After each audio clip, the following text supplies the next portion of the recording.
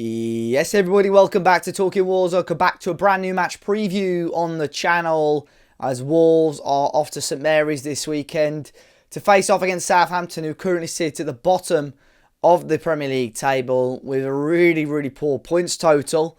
And for me, that makes this game maybe not as certain as probably it should be. This is Wolverhampton Wanderers we're talking about, and I know a lot of Wolves fans are probably going into this one a little bit more cautious than maybe we should, but you know, we'll talk about that in today's video. As always, be giving my thoughts, the latest from Vitor Pereira's pre-match press conference, and we'll have the Southampton perspective later on in the video. Let's try and smash 200 likes on today's match preview and hit that subscribe button if you haven't already. But yes, on our travels this weekend, after an okay result last week, the point against Everton was okay, especially as the results went our way with Leicester and Ipswich both losing. And this game, you would hope, seems to be a winnable game for Wolves, but Southampton's still trying to get points on the board. They look dead and buried, to be completely honest. I think everybody with common sense can probably see that they are going to be going down, probably finishing bottom. And you know, they've got something. They've got to improve massively, Southampton, if they don't want to be labelled one of the worst Premier League sides, if I'm honest, in history, because they have been that bad, and at the moment they're still below the points record, or the lowest points tally that Derby picked up some years ago. So they'll still obviously be wanting to get points on the board, but things just haven't gone to plan for them. Under Vitor Pereira, obviously things have improved for us.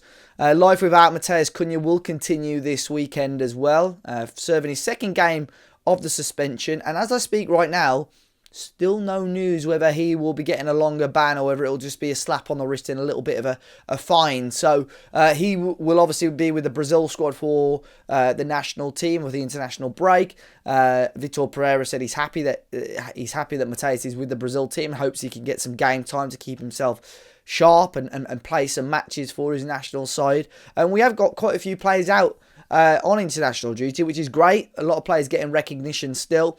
And that's why I think for us it's quite key to try and get a result here, because if we can go into the international break with 3 points, once again Leicester and Ipswich don't have the most straightforward of games, it may well give us another big chance to gain points on them and look in a really nice position going in after the international break. In terms of team news from Vitor Pereira, it's as it was last week pretty much. Everyone seems to be fit and healthy and ready to go. The only slight question mark was over Marshall Monetzi. He was withdrawn at half-time against Everton. But Vitor Pereira said he's okay and ready to be involved if needed. It was a bit weird, and I mentioned this on Monday's podcast, which again is well worth a listen if you haven't already, before tomorrow's game. Vitor made a comment after the game saying Monetzi was subbed off due to injury, and Marshall Monetzi said it wasn't injury, it was just because of tactical instruction. So it was a little bit weird, a little bit of a weird situation. But either way, the fact that Vitor commented on it again today probably does mean Marshall Monetzi did have a little knock, but he seems to be okay. And that makes it quite a difficult lineup really for me to predict tomorrow. I think the goalkeeper, I'll flag it up on the screen now, of course. I think the goalkeeper will remain the same. I think the back five will remain the same. The midfield two will remain the same. But it's just that front three, really, in terms of who gets the nod. I think Strand Larsen, although he has struggled, will probably still start again. And then it's the two either side of him, really. I think Jean-Luc the Bellegarde will probably get the nod, deservedly so. And then it's that last position up for grabs. Does Marshall Monetzi keep his place? Does Rodrigo Gomez come in? Does Hwang Hee-chan come back in? Or does Gonzalo Guedes come back in? I've stuck Marshall Monetzi in there for now because I think he will probably try and go unchanged if he can. But I genuinely don't know how we will line up for this game. I'm hoping there will be a little bit more pace, power, and bite in that front three, because we have lacked that a lot. I think even Pablo Sarabia could have a chance because he came on and made a real impact last weekend. But I really don't know how Vitor is going to approach this game, because I think it will be there for the taking. You'll hear some comments shortly from Martin, the Southampton fan, in regards to how Southampton have lined up. And they had a really positive first 45 against Liverpool last week. But they've been playing with almost like a false nine, a little bit like Wolves were doing a few weeks ago. And it just didn't work for Southampton. So it would probably mean they're going to sit deep and maybe allow Wolves to have the ball a little bit more. And that's why I think maybe we need someone with a little bit more bite and talent. And I would love Rodrigo Gomez to start because I think he's so enthusiastic and he's energetic and wants to get in the right places. I know there will be few people moaning if he doesn't start. I think it's still early days for Rodrigo, and he's got to take it step by step to break into this team. But I wouldn't be against maybe giving him an opportunity and a chance. And before I move on to the opposition perspective, a really interesting comment made by Ivan Juric, the Southampton manager, today in their pre-match press conference, and he said to their journalist, he goes, "I think after this game, Wolves will be a little less safe in the Premier League." So I think he's meaning, I don't know if this is lost in translation, he thinks Wolves will be safe after this game, but surely he wouldn't say that after they're playing your team, but he thinks they'll be a little less safe, which is very interesting. Fighting talk for a manager who is really, really struggling and could potentially lose his job within the next week or so. But it will be, a lot of people saying pin that on the changing room board. But I'm hoping the complete opposite to Juric. I'm hoping that Wolves get the 3 points. We are capable in doing so, but this is Wolves, and they're just seeming to make it difficult for themselves at times. But I'm hoping they prove us all wrong. They get the job done, and come the international break, we're looking a hell of a lot more comfortable. And I still think we have the belief, strength and quality to be doing that against Southampton, who have been extremely poor this season. Let's move on to the opposition chat, though. It was great to speak once again to Martin. I know things aren't going his way with the football end, but it's always a good chat with him. Here are his thoughts on Southampton and what the future could hold for the Saints. So then, guys, delighted to welcome Martin back onto the channel to get the Southampton perspective ahead of this weekend's game. Martin, let's start away from the football. How have you been keeping, man? Yeah, no, I've been okay. I've been up and down the country supporting the team. I've been everywhere pretty much. I've not missed many games, to be honest. I missed Man United away because it was midweek, but other than that, I've been to every game, been to all the home games. So I've seen the whole season unravel in front of me. It's been tough, but no, I'm fine. I'm healthy. That's the most important thing. Exactly. No, exactly, mate. And you know what? For a lot of people sort of listening or watching, it's not the most straightforward thing for you to go to away games because you're on the Isle of Wight. You're not even on sort of mainland England, are you? So, I mean, fair play for that. Is it difficult, or is it, I suppose you've got used to it now most weekends, haven't you? Yeah, you get used to it living here. I've lived here all my life. But yeah, every game you need to add an hour, really. It's also a bit of an expense as well. It's not just the trip. It's the expenses. Like at the moment, they're doing like what they call the red funnel big book, so you get it for 12 quid. Yeah, but it's usually like 18 quid a crossing. So it's return crossings. There's quite a lot. It's a lot extra on your match ticket and your travel. Yeah, it does add up a lot. I've really grown my channel from traveling more this year. I've interacted with more fans. I've been to more stadiums. It's funny actually. I went to Wolves away, and I was like, oh, this is the worst away end I've ever been to. Yeah, but then I went to Crystal Palace, I went to a few others that actually, the Wolves away end is not that bad at all. It's actually quite good compared to Crystal Palace away, which is absolutely horrific. But no, I've enjoyed the experiences this year. It's been good going to different stadiums and seeing different clubs. No, definitely. I mean, just keep an eye on your channel throughout the year, mate. Like in terms of the quality of content and the content that you're bringing out, it's fantastic. So, hopefully it's just the start of many big opportunities for you, mate. But that's the aim, isn't it? You're looking for like more opportunities. Where do you go next? I like to do it full time, really, but it's a hard gig, isn't it? Yeah, fingers crossed, mate. Fingers crossed for you. But I agree. I was talking to somebody about Selhurst Park the other day, and I've had the unfortunate experience of doing that a couple of times, and I probably won't rush to go back there, to be honest. But it's been a difficult season for you, Martin. I'm sure you'll probably be one of the first to admit it, especially if you've seen it firsthand. What has gone wrong for Southampton? Because rock bottom at the moment, the points tally doesn't look pretty. I'm sure you will get above that. I'm sure you've heard it mentioned Derby's point record a couple of times, but I'm sure you will, finish above that. But what's gone wrong for Southampton this season, do you feel?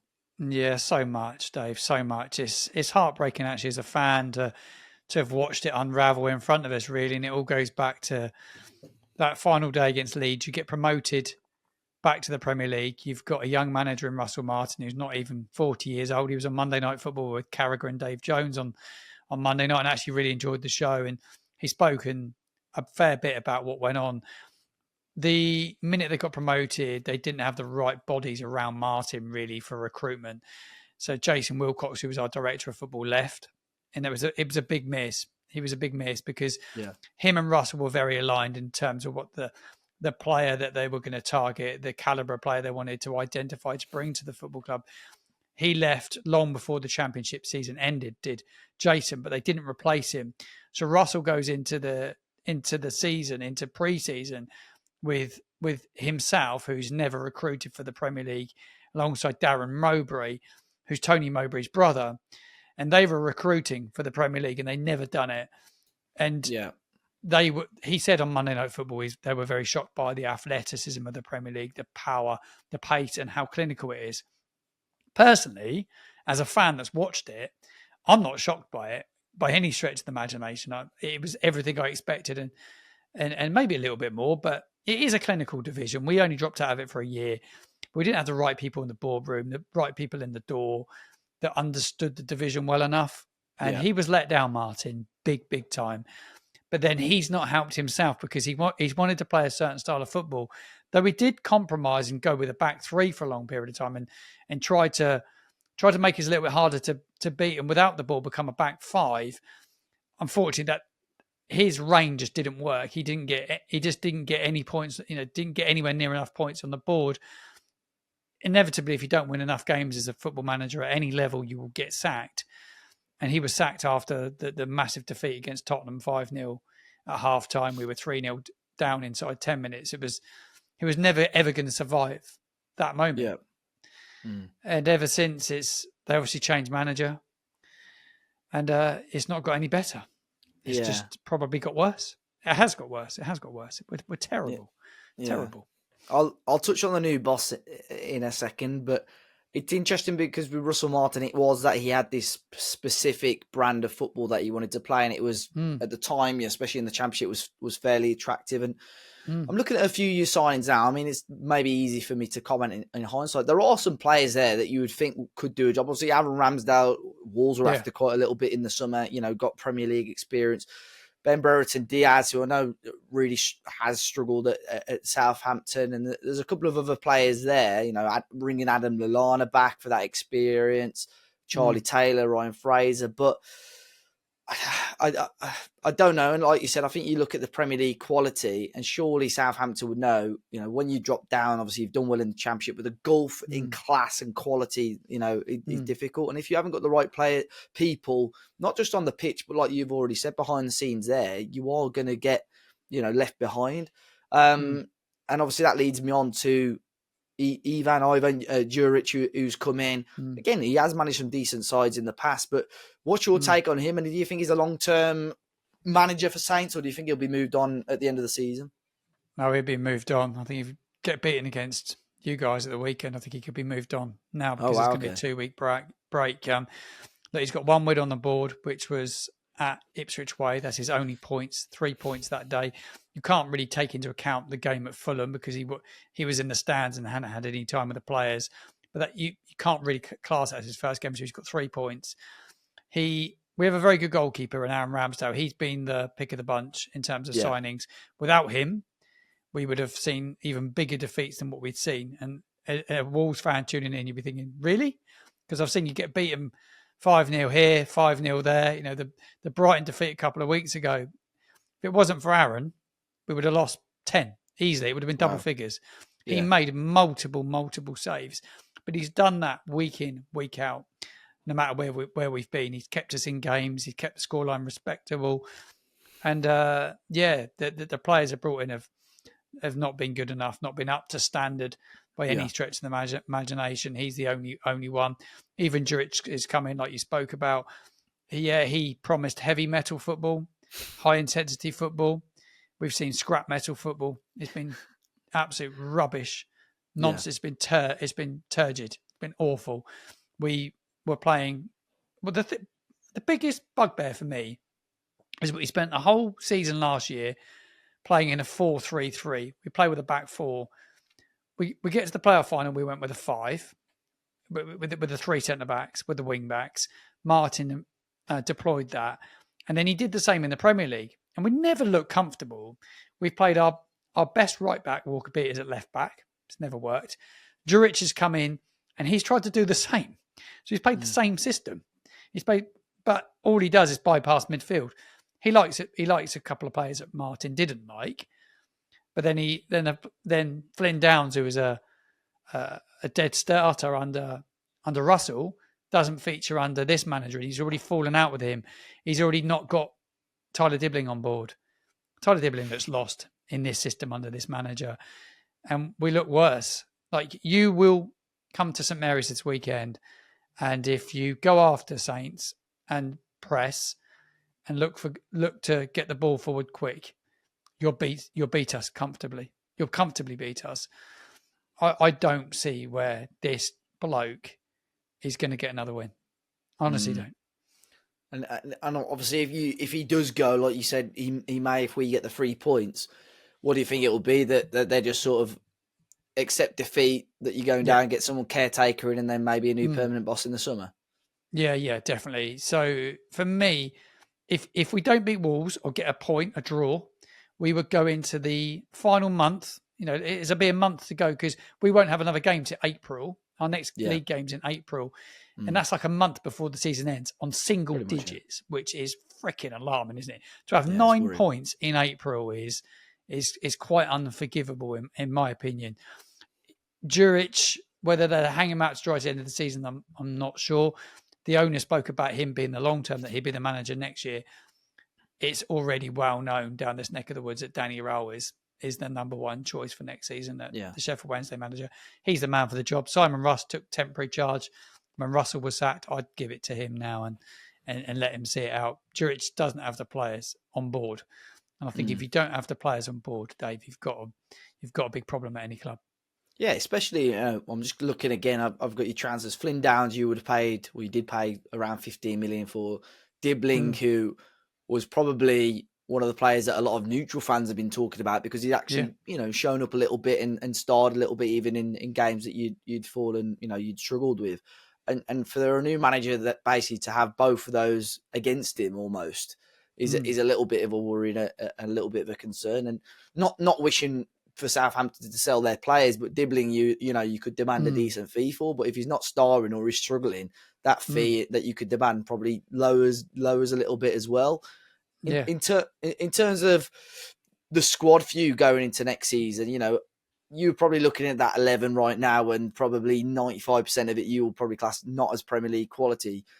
What does the summer look like? Yes, you might get somebody new in, and say Danny Rowell comes in, but what does recruitment and a perfect summer almost look like for you? Is it to keep the core of that squad, or do you think it needs a major shake-up next season? Yeah, it's going to need a major shake-up. It worries me, like when you've had a season like we've had, which has not been seen by many Premier League clubs, but the damage it does, not just to the players, but to the manager, the owners, and the fans. It will take a lot of healing from. And I think it's the biggest summer that they will face as a football club. I said it on my show yesterday. I think it will be the biggest summer that they will face as a football club in many, many years. And it's how they come out of the summer. They're going to have to rebuild. They will have to sell. Their biggest asset is Tyler. Yeah, they will sell him, and it's well spoken about that he will move on. He will go to Tottenham. He would potentially go overseas. What value do you think? About 30, maybe a bit 30, more? 35, I think. Yeah. They were talking about that they were wanting 50 million for him. They ain't never getting 50 million for him. No. Downs won't get another Premier League club because he's not proved himself at Premier League level. He fell out with this manager for whatever reason. He was frozen out for a long period of time. He come back in for the Chelsea game and then was not even in the squad at Liverpool at the weekend. So I don't think we'll see him again until next season, Flynn. Ugochukwu was on loan here, go back to Chelsea. Ramsdale will go, which will be a big blow. Jan Bednarek, it's time for him to move on. Ronnie Edwards is out on loan at QPR. He come back. He looks a really good young prospect. Player. Shay Charles is out on loan at Sheffield Wednesday. Really good prospect. Cameron Archer, I think it's for the long term. I think he'd be good in the Championship next year. Adam Armstrong's out at West Brom at the moment. So I think they could bring players back there on loan and start to build a side. But it's all about recruiting well for the division, isn't it? Making sure you've got a good core, a really good togetherness. You're going to need a manager to do that. I think there's a lot of work to be done in the summer to give us any chance in getting ourselves even back in the Premier League, because as it stands, if they don't make the right decisions over the summer, we could be staring down the barrel at a really tough few years and potentially another relegation if you're not careful to League One. You just look at Luton. If you don't get it right, you're in big trouble. We had it, like 10, 12 years ago, when we left consecutive relegations because the preparation was so bad, and probably a little bit like Southampton a couple of years ago when you were in the Premier League, almost a little bit lazy. You think, we've been here for such a long time, we're not going to go down or nothing's going to happen. And, you bring in the wrong players or recruit the wrong manager and, these things can happen. But I think it's important. The Championship, as you would be aware, Martin, even last season, is such a horrible and difficult league to be in and play in. And I think it is all about preparation and recruitment. And, this, I have no doubt that Southampton will wake up and in the summer have a good summer. But if they're looking good and looking like they could come straight back into the Premier League, I think January is key as well, because you almost a little bit like Burnley have done. Marcus Edwards was a player touted for a few Premier League clubs, and Burnley are looking like they're going up. Scott Parker's not playing the most attractive football, but defensively pretty solid, which will probably work for them in the Premier League if they do come back up. But that's key. But as you're aware, that say wrong, say you do get promoted again, the summer after is so crucial. You have to spend a lot of money even to have a chance of surviving, as we've seen with Ipswich. And I'm just hoping, obviously, we're still in and amongst it. I think this game's massive for us. There's a lot of Wolves fans a little bit worried and scared for this game because it would just be typical Wolves for us to drop points here. But we look at the reverse fixture. No disrespect to Southampton, I don't think you really laid a glove on us, and obviously we managed to get that 2-0. Other than that opening 15, 20 minutes. Other than that, I was not surprised by the result, because even we took the lead like within 90 seconds or so, didn't we? I think. Was it you scored. You scored early. Yeah. And then Ryan Manning had the disallowed goal. Of course, because of the foul, a bit of a scramble, wasn't it? Yeah, we got away with that. Controversial, and then there was a lot of talk about the second goal, a foul in the build up to the second goal on Cameron Arch. Like they do. We've been hard done by, but look, Wolves are the better. I was there. I was at Molineux for it, and Wolves are far the better side that day. We were never ever good enough at Wolves to get a result. I was bitterly disappointed because at the time we were so desperate for a win. We were so needed it, and you were so close to us. And I always looked at it actually, and I looked at the teams where we were at that stage, and I always thought deep down with Mateus Cunha, he's such a good player. I just thought he will be that spark. He will drive you out of it, and he has. You've got out of it, and I knew you would. You'll be absolutely fine this season. I don't see there's any danger. There's 3 far worse teams than Wolves in this league. Yeah, at this moment. It's funny because a lot of neutral fans are saying, Wolves will be okay, and I think Wolves fans are just like, we've been very fortunate in the fact that whenever we seem to be dropping points, Ipswich and Leicester are still dropping points as well. But for you, Martin, between now and the end of the season, I mean, I have no doubt, and sorry to bring up, you probably resigned to the fact that obviously you are going down. We're down already. Going down. Yeah. I didn't watch the match on Saturday against Liverpool. I'm sure it was a spirited enough performance, especially for you to go 1-0 up. But what's your aim really for between now and the end of the season? Is to make sure that Southampton do not have the record low points for the Premier League. I'm sure you'll want to try and get above that mark. Yeah, that's the big thing. It's quite sad when that's what it's come to this season. We're going down. I think every fan that supports the club is resigned to it. And we don't want to beat Derby's points record low tally, do we? We've been beaten twice 9-0 in the Premier League. No one's ever done that. The record defeat in the division. We really, really don't want the lowest points tally of a Premier League side ever. I don't think the fans would ever forgive the ownership if that happens. And it's just will go down as one of the worst seasons in living memory as a Southampton fan for me. It has been. It's just been truly, truly abysmal to see your side just get turned over like they have done week in, week out, and down tools at times, players not caring enough. I thought at Liverpool we had good spell. We had a good spell for the first opening 45 minutes. We were actually quite tidy. They weren't they didn't get out of first gear. Let me be clear. They weren't. Liverpool were way off it. Yeah. They got Darwin Núñez is a nasty little git. It should have potentially been sent off. And then when he did score, he was shushing the Saints fans. I was like, hold on, mate. We got 9 points. There's about 50 odd points between us, maybe more. And you're shushing the team that's relegated. So I think most Saints fans were delighted when he missed that penalty last night in the Champions League. But yeah, we were good. But we've never done it for 90 minutes. We've never 90 minutes. We come out at the start of the second half. We're sloppy. We switch off. And like that in the Premier League, it's so clinical. You're 2-0 down. Yeah. And it's game over. You're never getting back in it at that stage. And that's what worries me about playing Wolves at the weekend. If you switch off, I know Cunha would be missing, but even if you switch off for 5 minutes in the Premier League and you don't start halves, you can be game over. Yeah. No, I agree.